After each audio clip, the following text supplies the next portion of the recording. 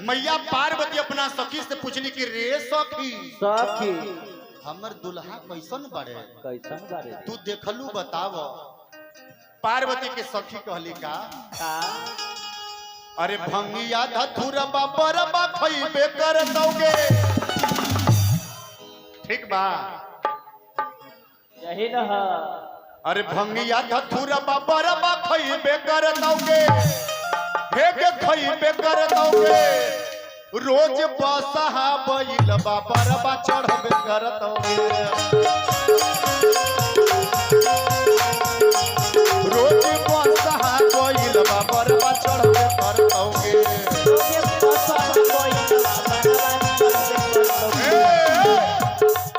भंगिया धथुर बरबा खइबे कर दोगे।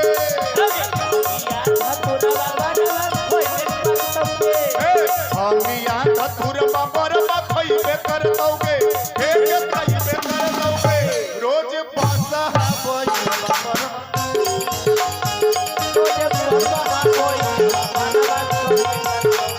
रोज बसहा बैल बरबा चढ़बे कर दोगे। हर हर महादेव।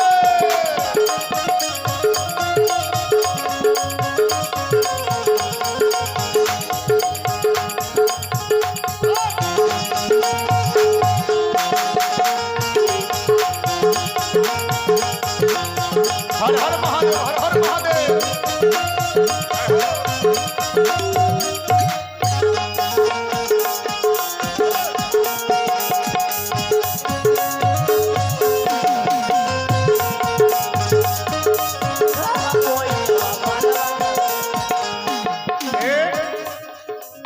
औरी मैया पार्वती पूछली कि रे सखी औरी बताव हमर दुल्हा कैसन हवन।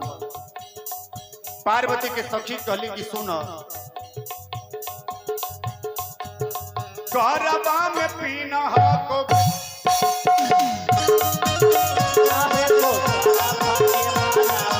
गरबा में पीना को सरपा के माला।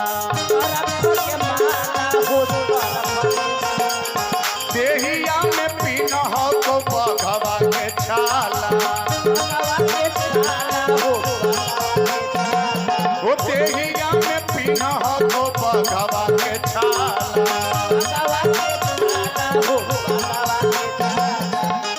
और का दू चिलम रोज चढ़ाइबे कर दोगे।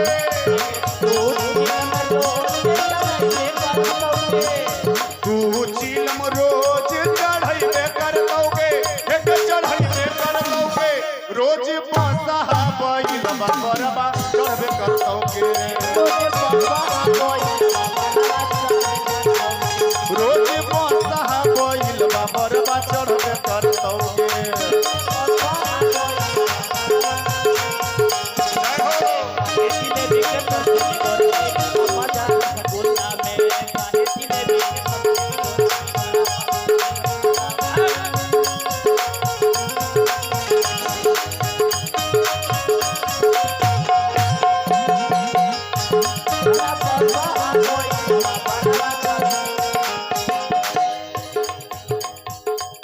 देवों के देव हौवे भोला दानी।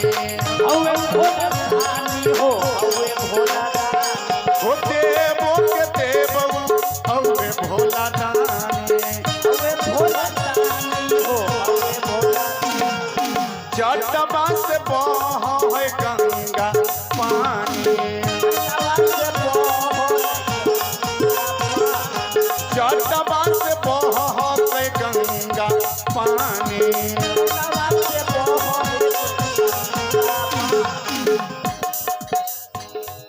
गाय के कन्हैया सुनैबे कर दोगे।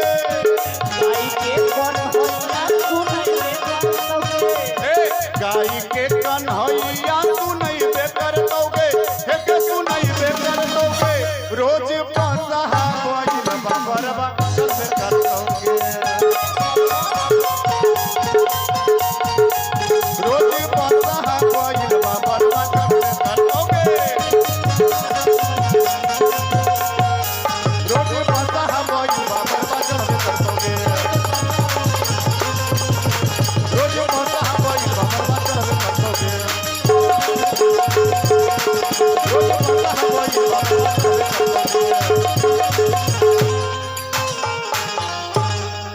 से बोल दी बाबा भोलेनाथ की